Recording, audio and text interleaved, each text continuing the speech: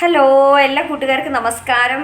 എന്താ വിശേഷം? എല്ലാവരും സുഖല്ലേ? നമ്മൾ കുറേ നാളായില്ലേ കണ്ടിട്ട്. മാവേലി ഇതേ വീണ്ടും ഇവിടെ പ്രത്യക്ഷപ്പെട്ടിട്ടുണ്ട് കേട്ടോ. പിന്നെ എന്തൊക്കെയാ വിശേഷങ്ങളൊക്കെ? സുഖല്ലേ എല്ലാവർക്കും? സ്കൂളൊക്കെ തുറക്കാറായില്ലേ? മക്കൾസ് കളിയും കാര്യങ്ങളൊക്കെ അവസാനിപ്പിച്ചിപ്പോൾ പുതിയ പുസ്തകങ്ങളും പുതിയ ബാഗും കാര്യങ്ങളൊക്കെ ആയിട്ട് നല്ല കുട്ടികളായിട്ട് സ്കൂളിലൊക്കെ പോകാനൊക്കെ ആയിട്ടുള്ള തയ്യാറെടുപ്പാണെന്ന് തോന്നുന്നുണ്ടല്ലേ?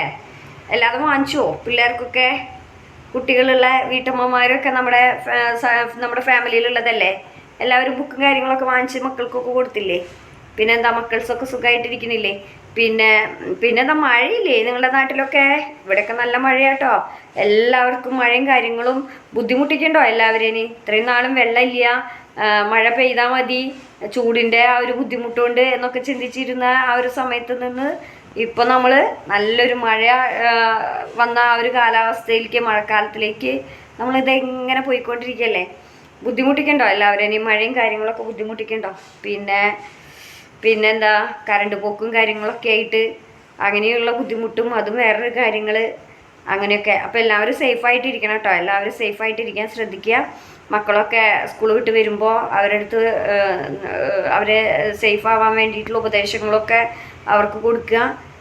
പിന്നെ ജോലിക്ക് പോകുമ്പോൾ ഒന്ന് ശ്രദ്ധിക്കുക. പല തരം ജോലിയിൽ ഏർപ്പെട്ടിരിക്കുന്ന പേരൻസൊക്കെ ഉണ്ടാവുമല്ലോ വീട്ടിൽ, അച്ഛൻ, അമ്മ, ഹസ്ബൻഡ്, അവരൊക്കെ. അപ്പോൾ അവരോടൊക്കെ പറയുക, എങ്ങനെ ജോലി ചെയ്യുന്ന ഒരു സമയം കാര്യങ്ങളൊക്കെ ഒന്ന് ശ്രദ്ധിക്കാൻ പറയുക.